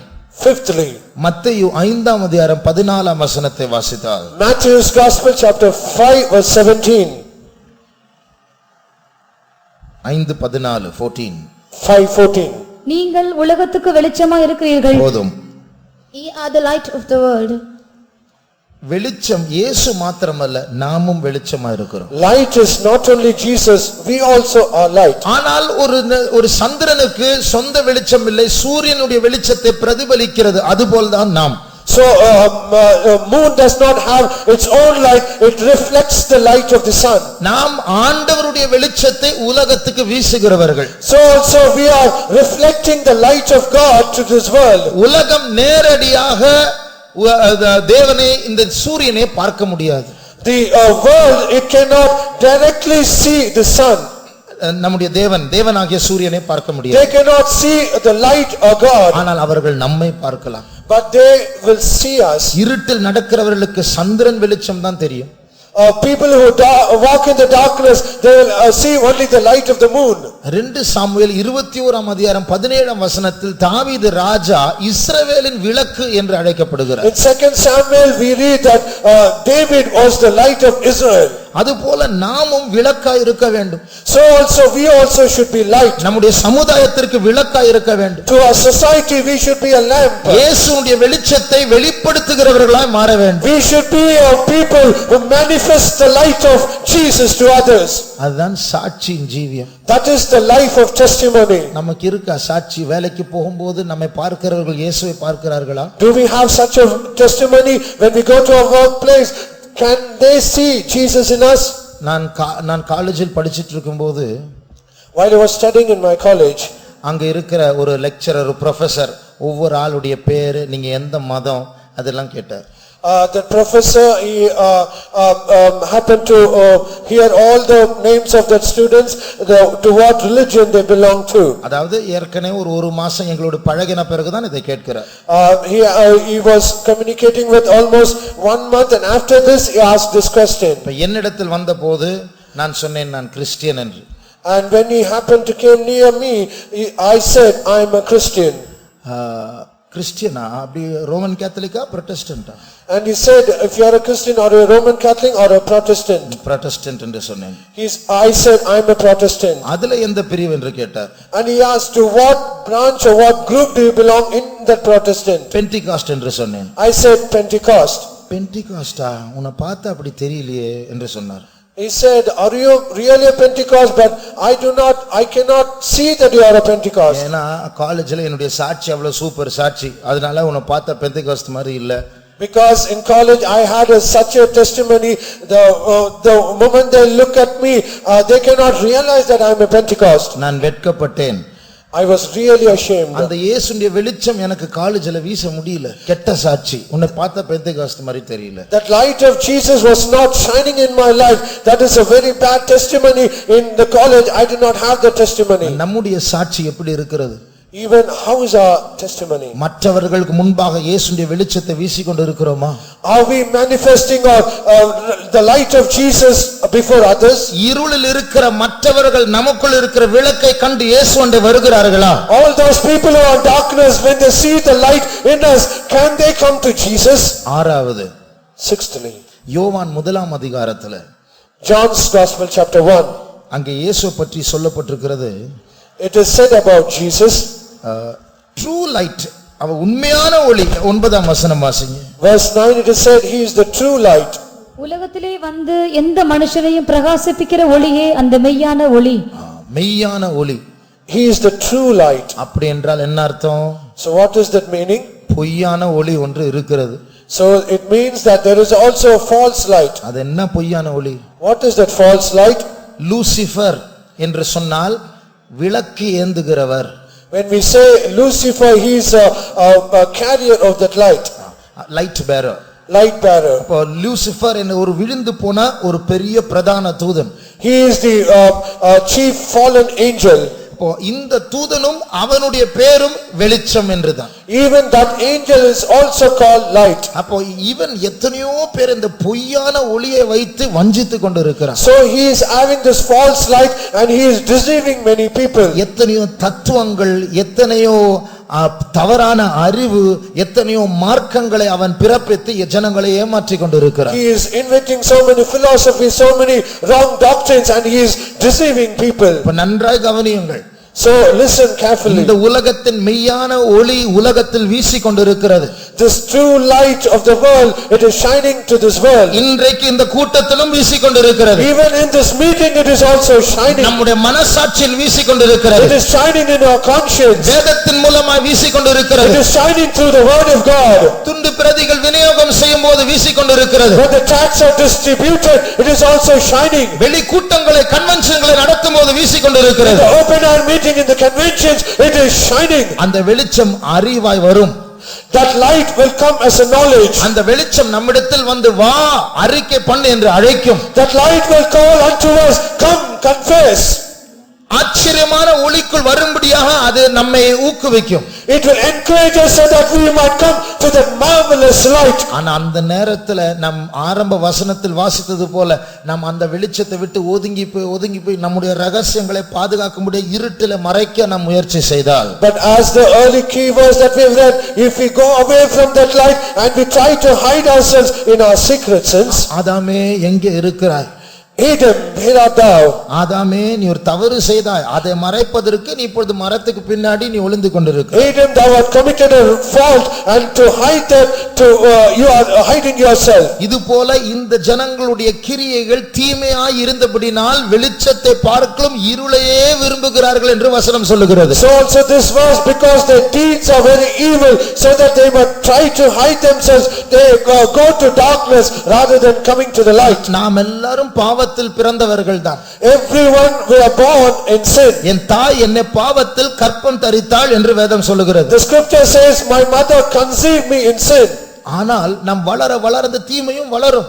So as we grow and grow, even this evil nature is also growing along us. ஆனால் இந்த வெளிச்சம் நம்மேல் வீசும்போது அந்த வெளிச்சத்தோடு நாம் ஒத்துழைக்க வேண்டும். So when this light is shining upon us, we need to cooperate with that light. ஆம் ஆண்டவரே, என்னால் முடியல, நான் பாவி ஆண்டவரே, கிருபையாயிரும். Yes Lord, I am not able to do, I am a sinner, be merciful unto me, O Lord. அதை நாம் செய்யாவிட்டால், If we do not do that, இந்த வெளிச்சம் எனக்கு வேணாம், அந்த இருட்டுக்குள்ளே போய் அந்த ரகசியத்தை நாம் மறைத்து வைத்தால், if we say that I do not need that light, I am going to the darkness, and if we remain there, அந்த இருட்டுக்குள் ஒரு பொய்யான ஒளி பிரகாசிக்க ஆரம்பிக்கும். in the darkness a false light will start to shine. ஒரு நாள் ஒரு கிறிஸ்தவ வீட்டுக்கு அடிக்கடி நம்முடைய ஊழியக்காரர்கள் போய் கொண்டிருந்தார்கள். Once one day to a Christian home, servants of God, they happened to visit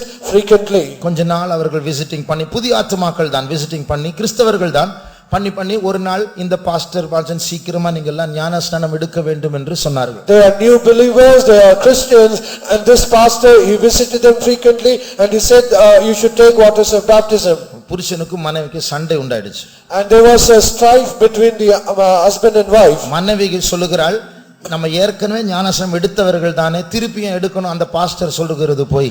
This wife says, we have already taken the waters of baptism, so what the pastor says, why should we take the waters of baptism again? It is a lie. பைபிளிலே ஒரே ஞானஸ்நானம் என்று தான சொல்லப்பட்டிருக்கிறது, திரும்பி ஏன் எடுக்க வேண்டும்? Even in the Bible it is said one baptism, why should we take it again? கடைசி அந்த புருஷன் மனைவி சொன்ன அந்த வாக்குவாதத்திற்கு இடம் கொடுத்து விட்டார். Finally this husband yielded to the words of his wife. இது எத்தனையோ வருடங்களுக்கு முன்பா நடந்த சம்பவம். This event it happened so many years ago. அந்த பாஸ்டர் அந்த வீட்டுக்கு வந்தபோது, when the pastor when he visited at home, புருஷன் மனைவி ஒரே மனதோடு அவர்கள் அந்த பாஸ்டர் இடத்துல இனி நீங்க எங்க வீட்டுக்கு வராதீங்கன்னு சொல்லி ஒதுக்கி விட்டார்கள். With one accord, with one mind, both the husband and wife said to that pastor, no more you should come to our house. அந்த பாஸ்டர் அந்த வீட்டு வாசல்ல நின்று ஒரு ஜெபம் செய்து விட்டு போய் விட்டார். But the pastor he happened to be on the door and he said a small prayer and he left that place. ஆண்டவரே, இவர்கள் ரட்சிப்பை இழந்தாலும் இவர்களுடைய பிள்ளைகளையாவது ரட்சியும் ஆண்டவரே. Oh Lord, because even though these parents have lost the salvation, at least grant the salvation even to the children, oh Lord. அந்த சின்ன ஜெபத்தை ஆண்டவர் கேட்டார்.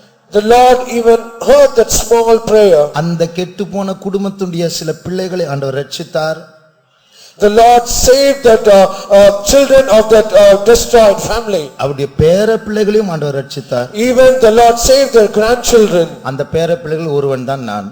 And that grandchild, one of the grandchild is me. இப்போ அந்த பெற்றோருக்கு என்ன நடந்து தெரியுமா? வேண்டாம் என்று சொன்னார்களே.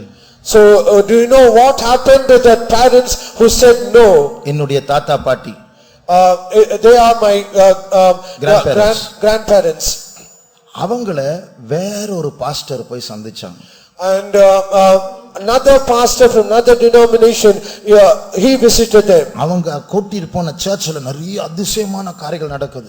And the church he brought them, there are so many miracles will happen. அந்த பாஸ்டர் சொல்லுவாராம், இங்க நீங்க எழும்புங்க, அந்த மூன்றாவது தெருவுல போய் ரைட் திரும்பி நாலாவது வீட்டுல போய் பெல் அடிக்கும் போது பச்சை சாரி போட்டு ஒரு அம்மா வந்து உங்களுக்கு டோரை திறப்பாங்க, அவங்கள கூட்டிட்டு வாங்க, எங்களுக்கு உரியவர். அதே மாதிரி போவாங்க, அதே மாதிரி பச்சை சாரியில் இருப்பாங்க, வருவாங்க, சபையில ஜாயின். இப்படி தீர்க்க தரிசனமா கரெக்டா நிறைய நடக்கும். He will say, oh, rise up and go to the third street and take a left and a fourth house.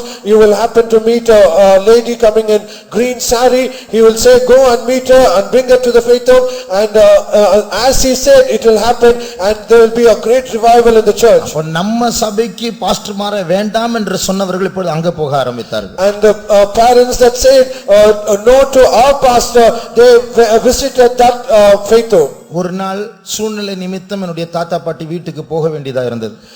Because of one circumstance I happened to meet my grandparents. அப்போ அந்த சபைக்கு போய் அந்த சபையை நடத்துகிற பாஸ்டர் அல்ல, ஒரு sister, ஒரு தலைவி. There was a lady or a leader. It is not the pastor who leads the church. She was there in that house. அவங்க பேர் Shanthamma. And her name is Santamal. நம்ம எப்படி இயேசுவே ஸ்தோத்திரம் சொல்றோமோ அதே போல இயேசுவே ஸ்தோத்திரம், சாந்தம்மா ஸ்தோத்திரம், இயேசுவே ஸ்தோத்திரம் அப்படினு சொல்றாங்க. And as we said, oh Jesus, praise the Lord, so she also says, Santamal, praise the Lord. கொஞ்ச நாட்கள் பிறகு, but after few days, என்னுடைய சொந்தக்கார ஒருவர் அந்த வீட்டுக்குள் போனார். one relative of mine, he passed by that house. அந்த சாந்தம்மா வீட்டுக்கு he passed by the house of Santamal. ரெண்டு மூணு அறைகளுக்குள்ள பின்வாசல் வழியாக போய் உள்ள போய் பார்த்தா சாந்தம்மா தலை விரிச்சிட்டு ஆடிட்டு இருக்காங்க. And he went around that house and he went inside that room. The Santamal, she was possessed with the devil and she was shaking. ஆனா அவங்க நடத்துற கூட்டம் இதே பைபிள்ல தான் பிரசங்கம் பண்றாங்க, நம்ம கேரளாவில் இருக்கிற மலையாள பாட்டு தான் பாடுறாங்க. ஆனா நடத்துகிற ஆவி பொய்யான ஒளி.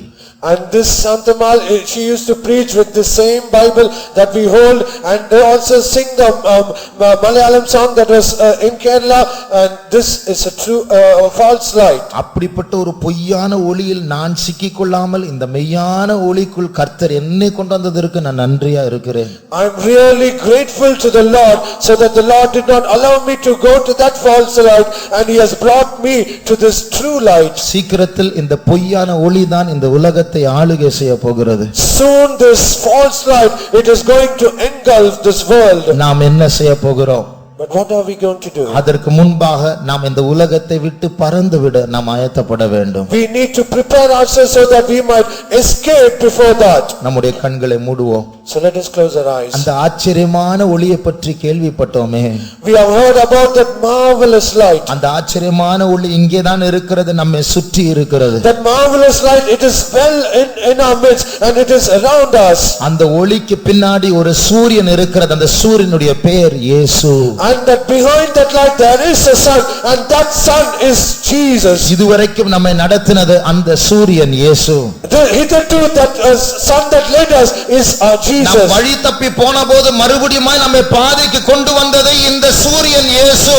When we went astray, that he brought us again to this light, it is that light is our Jesus. தவறு செய்யும்போது அந்த தவறை சுட்டி காட்டுகிறது இந்த சூரியன் இயேசு.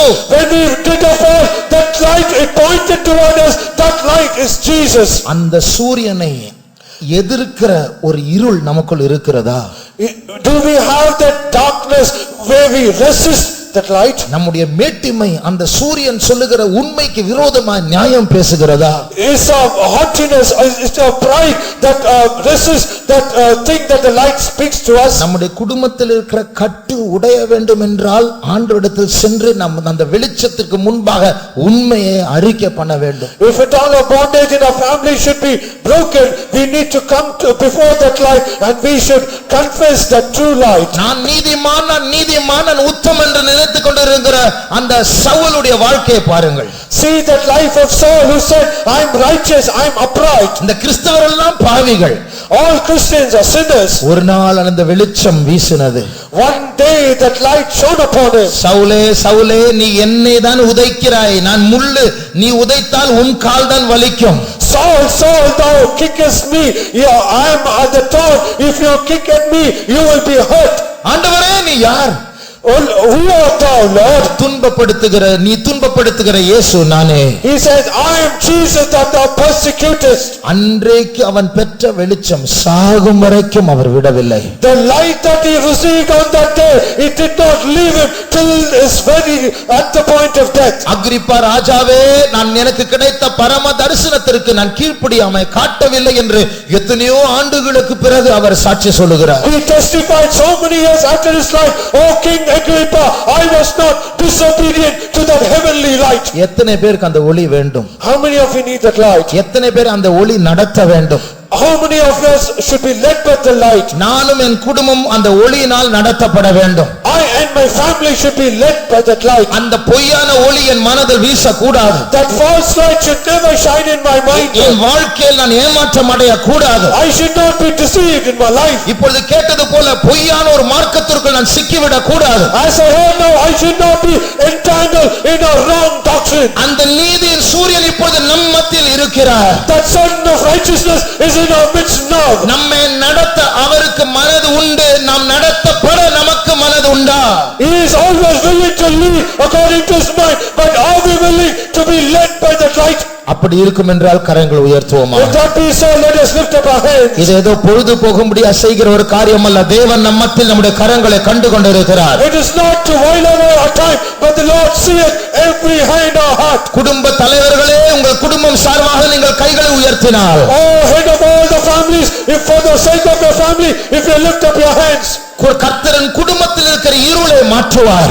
the Lord will change the darkness in your family. உன் குடும்பத்தை தவறாக நடத்துகிற அந்த ஆவி அவர் விலக்குவார். The Lord will remove that false spirit that is leading you astray. அந்த பொய்யான ஒளியின் ஆளுகையிலிருந்து கர்த்தர் விடுவிப்பார். The Lord will deliver you from that authority of that false light. இன்றைக்கு நீ கையை உயர்த்தி உண்மையாக உன் வாஞ்சையை நீ தெரிவிப்பாய் என்றால், Now if you lift up your hands and show forth your true desire, உன் உயர்த்தின கையை காண்கிற உன் ஆண்டவர் இந்த வாரத்திலே ஒரு விடுதலின் கிரியை அவர் செய்ய போகிறார். the Lord that seeth the lifted hands of the earth, He is going to do a wonderful thing even in this week. நீ உன் மூளையை பாவிக்காத ஒரு குழந்தையை போல இதை ஏற்றுக்கொள். நீ தேவனுடைய மகிமையை காண்பாய். Do not use your brains as a little child, accept the Lord and the Lord shall remove the darkness. இருளை மாற்றுகிறதான பரிசுத்த ஆவியானவர் நம்மத்தில் அசைவாடி கொண்டிருக்கிறார். The Holy Spirit that changes all our darkness, He is moving in our midst. ஒரு காலத்தில் பூமி ஒழுங்கின்மையாய் வெறுமையாய் இருந்தது. One time the earth was without form and void. அப்பொழுது எத்தனையோ நூற்றாண்டுகளுக்கு முன்பாக இன்றைக்கு நமக்குள் இருக்கிற பரிசுத்த ஆவியானவர் தான் அந்த ஜலத்தின் மேல் அசைவாடினார். And even the Holy Spirit of God, even now He is in us, even He was moving on the face of the earth on that day. அப்பொழுது அந்த இருள் மாற்றப்பட்டது. Then the darkness was changed. அந்த பரிசுத்த ஆவியானவர் அந்த ஒழுங்கின்மை மாற்றப்பட்டது. Through the Holy Spirit of God, that form was changed. அதே பரிசுத்த ஆவி தான் இங்கே இருக்கிறார். That same Spirit of God is even now. அதே பரிசுத்த ஆவியானவர் உங்களுக்குள் இருக்கிறார். And the same Spirit of God is within us. 5 நிமிடம் பரிசுத்த ஆவியானவர் நம்மை ஆட்கொள்ளட்டும். First 5 minutes, let the Holy Spirit of God rule us. அவருடைய வெளிச்சம் நம்முடைய மனதில் இறங்கட்டும். Let His light descend upon our mind. நம்மில் இருக்கிற நம்முடைய எழுத்தின் பிரகாரமான கை நன்றாய் ஃப்ரீயா இருக்கிறது, ஆனால் ஆத்துமாவின் கரங்கள் கட்டப்பட்டிருக்கிறது. Our literal hands is free, but our hands of our mind or soul, it is being bound. ஆனால் பரிசுத்த ஆவியானவர் நீங்கள் வரவேற்பீர்கள் என்றால் அங்கே விடுதலை உண்டு. But when you welcome the Spirit of God, there is a liberty. உலகத்தின் ஒளி நம்மத்தில் வீசிக் கொண்டிருக்கிறது. The light of the world is shining upon us. இருட்டுக்குள் ஒதுங்கி ஓட வேண்டாம், வெளிச்சத்திற்குள் வருவோமாக. Let us not hide ourselves and go into darkness. Let us come to that light. அந்த வெளிச்சத்துக்குள் வர நம்முடைய அறிவு மாறும். As and when we come to that light, then there is knowledge. நம்முடைய கட்டுகள் உடையும். Our bondage will be broken. வருவோமாக. Let us come to Him. ஆவியானவர் ஆட்கொள்வாராக. Let the Spirit of God rule us.